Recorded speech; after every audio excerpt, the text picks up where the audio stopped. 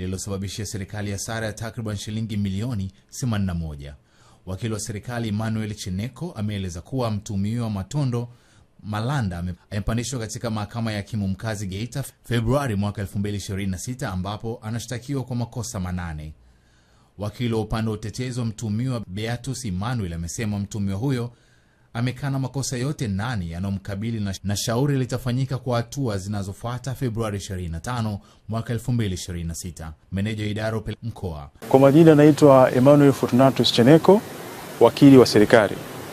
Leo tarehe 10 mwezi wa pili mwaka 2026 katika mahakama ya hakimu mkazi Geita iliyopo Geita katika shauri namba 2768 na kesi ya uhujumu uchumi kati ya Jamhuri dhidi ya Matondo Kilugala Malanda, ameweza kufikishwa na kupandishwa Matondo Kilugala Malanda ambaye ni mkurugenzi wa kampuni ya Matondo Breweries Investment Company Limited iliyoko Uyovu, mtaa wa Uyovu, kata ya Buganzu, wilaya ya Bukombe na mkoa wa Geita.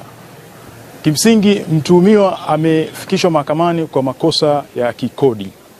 Na kwa haraka makosa haya ameshtakiwa, tunamtuhumu kwa makosa 8 na ameshtakiwa kwa makosa 8. Kosa la kwanza ni kosa la kujihusisha na uzalishaji wa bidhaa zinazopaswa kulipiwa kodi kinyume na kifungu cha 8 kifungu kidogo cha kwanza na kifungu kidogo cha pili cha sheria ya usimamizi wa ushuru wa bidhaa sura ya 147 toleo la 2023. Kosa la pili ni kosa la kukutwa na bidhaa zinazopaswa kulipiwa ushuru wa bidhaa kinyume na kanuni ya 36 kanuni ndogo ya kwanza G ya kanuni ya kodi za stamp za kielektroniki ya 2018.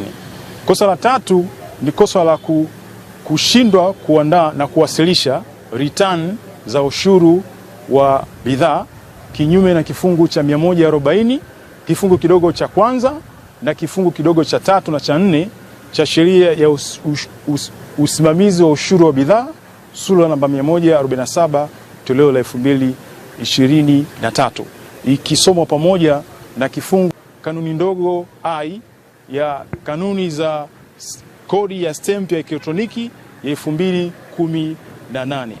Kosa jingine ni kushindwa kutoa tamko kwenye chumba, eneo, mtambo wakati wa uzalishaji wa bidhaa zinazopaswa kulipiwa ushuru wa bidhaa kinyume na kifungu cha 105 kifungu kidogo cha kwanza F cha sheria ya usimamizi wa kodi sura namba 438 toleo la 2023. Lakini kosa jingine ni kukutwa na bidhaa ambayo imezuiliwa kinyume na kifungu cha 149 kifungu kidogo cha D kifungu kidogo kifungu kidogo aya ya D kifungu kidogo cha pili cha sheria ya usimamizi wa forodha sura namba 403 toleo la 2023.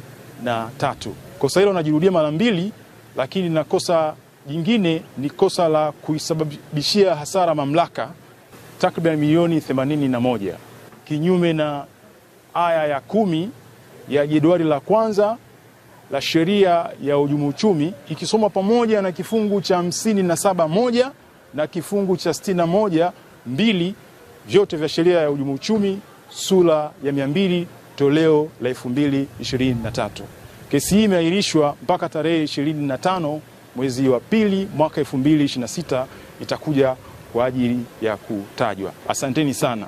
Mtumiwa anatumiwa na makosa yanayohusiana na kodi ya forodha, kodi ya stempu na makosa yanayohusiana na kutokulipa kodi ambacho ni kiasi cha milioni 81, na ametumiwa hivyo kwa sababu alikuwa anaonekana akiendesha shughuli ambazo ziko kinyume na utaratibu wa kikodi, na kwa maelezo ya wazi alikuwa yuko kwenye maandalizi ya kufungua kiwanda, kwa alikuwa katika hatua za awali, lakini kwa sababu amekutikana na baadhi ya vitu ambavyo vinaweza kumlazimisha ili awe navyo awe tayari amepata leseni, basi ndio maana ameletwa mahakamani, lakini ni mwekezaji wa ndani ambaye alikuwa anajiandaa kwa ajili ya shughuli za uwekezaji. Kwa mujibu wa amri ya mahakama, mtuhumiwa atarudi rumande mpaka pale atakapokuwa amekidhi vigezo vya kidhamana, kwa maana kwamba anahitaji awe na wadhamini watatu ambao ni wakazi wa mkoa wa Geita na wenye mali yenye thamani ya milioni 50 na kuendelea mbele. Kwa maana hiyo atarudi rumande mpaka pale ambapo atakidhi vigezo na masharti. Kwa majina naitwa Mr. Joel Job Mbilinyi. Mimi ni manager wa idara ya upelelezi wa kodi kanda ya Ziwa. Tungetoa rai kwa umma. Kwanza kwa wazalishaji. Tunatoa rai na elimu kwa wazalishaji wa pombe kali. Pamoja na kwamba wanakuwa wamepata kusajiliwa na BRELA, wanatakiwa wapate leseni ya uzalishaji wa pombe kwa mujibu wa kifungu namba 8 cha sheria ya Excise Management and Tariff Act, leseni ya uzalishaji kutoka kwa kamishna. Kwa hiyo wanatakiwa kuwasilisha maombi yao kwa meneja wa mkoa wa kikodi. Kwa mkoa huu, meneja wa mkoa wa kikodi Geita. Hiyo ni kwa wazalishaji. Lakini pili, kwa wazalishaji tunatoa rai ya kutotumia na kutothubutu kutumia counterfeit electronic tax stamp. Hiyo inatakiwa kuombwa kwa meneja wa mkoa na kununuliwa kutoka katika kampuni ya SIGPA Tanzania Limited iliyopo Dar es Salaam. Kwa hiyo wasithubutu na wala wasijaribu kutumia counterfeit electronic tax stamps. Lakini kwa upande wa jamii tunatoa rai ya kwanza kuendelea kufanya scanning kwa kutumia simu zetu kuhusiana na electronic tax stamp ili kuzitambua kama ni sahihi ama sio sahihi. Lakini pili, kutoa taarifa wakati wote wanapokutana na bidhaa